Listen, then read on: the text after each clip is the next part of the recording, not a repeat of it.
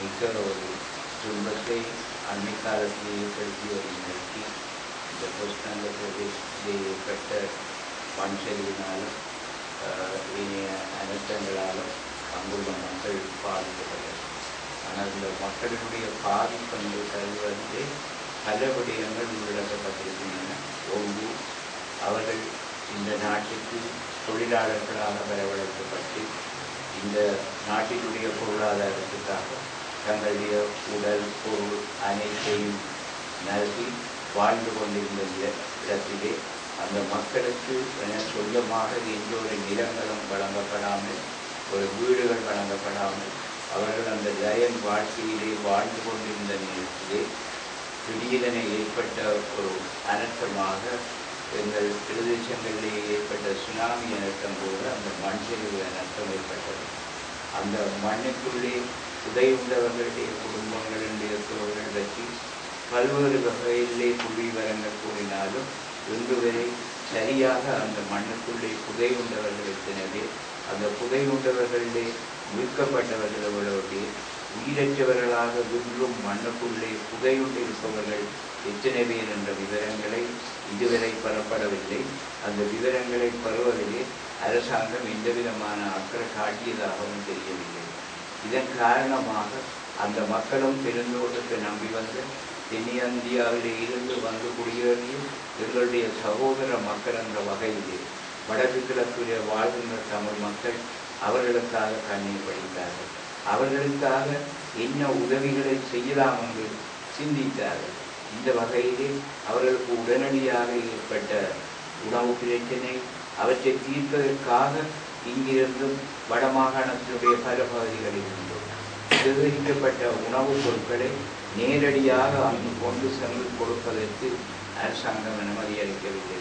அவ்வாறு ஒரு அனுமதி அளித்தால் அது இந்த வடக்கு பகுதி தமிழ் மக்களையும் அல்லது கிழக்கு மக்களையும் மலைநாட்டு தமிழ் மக்களோடு ஒன்று சேர்ந்து அவர்கள் அணியாக உருவாகி விடுவார்கள் என்ற ஒரு குறுகிய அரசியல் மனப்பான்மையை இந்த தலைவர்கள் கொண்டிருந்த காரணத்தினாலே, அந்த கொள்கையை அவர்கள் இங்கு கொண்டிருக்கின்ற காரணத்தினாலே நேரடியாக அந்த பாதிக்கப்பட்ட மக்களுக்கு பல்வேறு விதமான உதவிகளை ஆற்ற முடியாமல் போகிறது.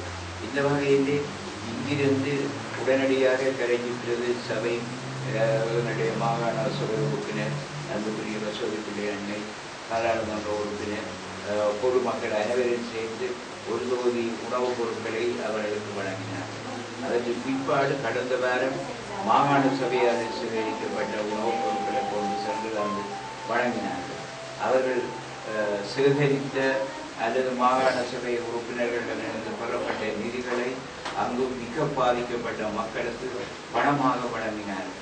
ஆனால் இவை எதுவும் அரசாங்கத்தினுடைய ஆதரவோடு அனுசரணையோடு நடைபெறாத ஒரு செயல். அதன் காரணமாக அந்த மக்களினுடைய துயர துன்பங்களிலே நாங்களும் எங்களுடைய பங்களிப்பை நல்கியிருக்கின்றோம். எங்களுடைய உள்ளத்திலே அவர்களுக்காக நாங்கள் சிந்திக்கின்றோம் என்பதை வெளிப்படுத்துகின்ற ஒரு நினைவாக இன்று இங்கே தீபங்கள் ஏற்றப்பட்டு அவர்களுக்காக எங்களுடைய மனங்களை ஒருவழிப்படுத்தி ஒரு சிறிய அஞ்சலியை நிகழ்த்தி இருக்கின்றோம். அந்த மக்களினுடைய வருங்காலம் மிக மிக சிக்கலானது. மிக நீண்ட காலத்துக்கு முன்னே அந்த மக்களுக்கு 7 பேச்சு காணியை வழங்குவதாக பல்வேறு காலத்திலும் பதவிக்கு வந்த அரசாங்கங்கள் கூறி இதுவரை அவர்களுக்கு அது வழங்கப்படவில்லை. அவர்களுக்கு இன்னும் ஒரு தனி வீடு வழங்கப்படவில்லை. அவர்களுடைய குழந்தைகளை தாய் தந்தையர் அற்ற குழந்தைகளை கொழும்புக்கு எடுத்து சென்று அவர்களை பராமரிப்பதற்கான வசதிகளை செய்து தருவதாக வடபிரதேச அல்லது வட மாகாண சபை தீர்மானித்த பொழுதும் அதற்கான அனுமதியை அரசாங்கம் வழங்கவில்லை. அந்த மக்களுடைய துன்பத்திலே துயரத்திலே அவர்களுடைய வாழ்வாதாரத்தினுடைய எதிர்காலத்திலே பங்கெடுப்பதற்கு அரசாங்கம் எந்த விதத்திலும் அனுசரணையாக இருக்கவில்லை. இந்த நிலைகளிலே நாங்கள் இன்று அவர்களுக்காக ஒரு சிறிது நேரம் அஞ்சலி செலுத்தினாலும் அது ஒட்டுமொத்தமாக எங்களுடைய பிரதேசத்தில் அல்லது கிளிநொச்சி மாவட்டத்தில் அல்லது வடபகுதி மக்கள் அனைவர்களது எண்ணங்களில் உதித்த ஒரு வெளிப்பாடாக நாங்கள் இந்த நிகழ்வை கருதுகின்றோம். அவர்கள் விரைவிலே ஒரு நிரந்தரமான வீடுகளுக்கு திரும்பி நிரந்தர நல்லவனான வசிவிடங்களை குடியேறி தங்களுடைய கல்வி பொருளாதார வளங்களை முற்படுத்த ஆண்டவன் வேண்டி அந்த சிறிய அறிவியல் உரையை நாங்கள் நிறைவு செய்கிறோம்.